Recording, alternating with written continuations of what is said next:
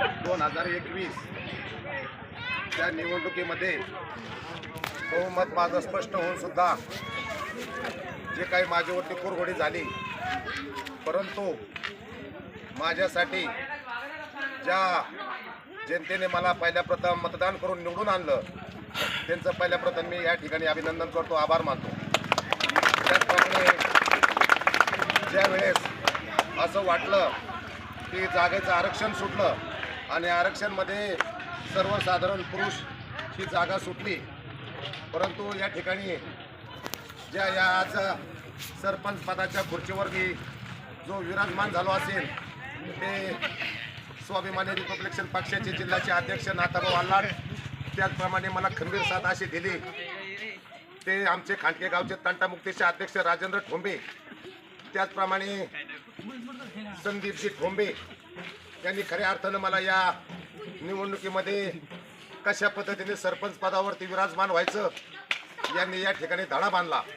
आणि त्याचप्रमाणे आमचे बाचे भागचंद सोनवणे यांनी खरे या ठिकाणी चांगली कसोटी घेऊन अहोरात्र या ठिकाणी कष्ट करून त्या सरपंच पदाच्या निवडीसाठी यांनी या ठिकाणी सिंहाचा वाटा घेऊन या खांडके गावाचा विकास करण्यासाठी ज्यांनी महाराष्ट्रामध्ये जातीवाद न करता असे आमचे स्वाभिमानी रिपब्लिकन पक्षाचे राष्ट्रीय अध्यक्ष रमेश भाऊ साळवे यांनी या ठिकाणी खरोखर मला या निवडणुकीमध्ये त्यांनी सरपंच पदावर विराजमान करण्याचा मला त्यांनी मान दिलेला आहे। त्यांचा मी या ठिकाणी शतसा असा ऋणी आहे।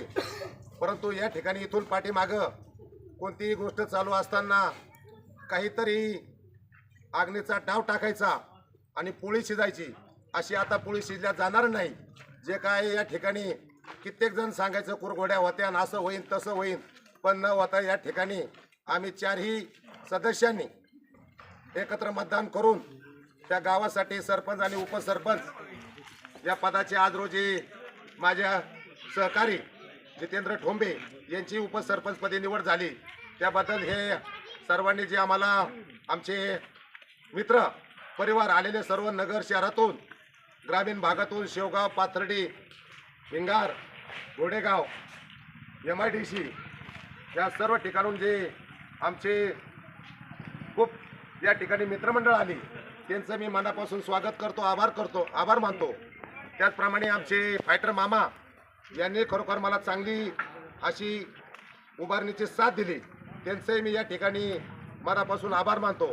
त्याचप्रमाणे वजनी पिंपळगावचे उपसरपंच राहुलजी आल्हाट यांनी निवडणुकीची प्रक्रिया कशी असती तुम्ही खसायचं नाही, मला त्यांनी धीर द्यायचं काम केलं, त्यांचे मी मनापासून आभार मानतो। त्याचप्रमाणे गावातील सर्व छोटे मोठे कार्यकर्ते ज्यांनी माझ्या या निवडणुकीमध्ये भाग घेतला आणि चांगल्या पद्धतीने मला त्यांनी या ठिकाणी सहकार्य केलं, असं सर्व मी या ठिकाणी सर्वांचे आभार मानतो। आणि यापुढं 5 वर्ष कोणताही माणसाचं कुठेही काम अडवून देणार नाही, असे सर्व मी हनुमान चरणी मंदिरासमोर तुम्हाला ग्वाही देतो। आणि ज्याप्रमाणे घटनेचे शिल्पकार डॉक्टर बाबासाहेब आंबेडकर यांनी जसं कायद्यामध्ये सर्वांना एकत्र धरून कायदा बनवलेला आहे, त्याच कायद्याचा अभ्यास करून मी सर्वांना या ठिकाणी न्याय द्यायचं काम करीन। त्याचप्रमाणे हिंदवी स्वराज्याचे संस्थापक छत्रपती शिवाजी महाराज यांच्या आपण या राज्यात राहणारी मंडळी आहोत। सर्वांनी महाराजांचे आणि बाबासाहेबांचे विचार घेऊन आपण सर्वांनी एकजुटीने पुढे चालायचं आहे, असे या सर्वांनी मी या ठिकाणी नम्रतेची विनंती करतो। तर सर्वांचं असं सहकार्य राहू द्या अशी तुम्हाला सर्वांना हात जोडून नम्रतेची विनंती करतो। धन्यवाद।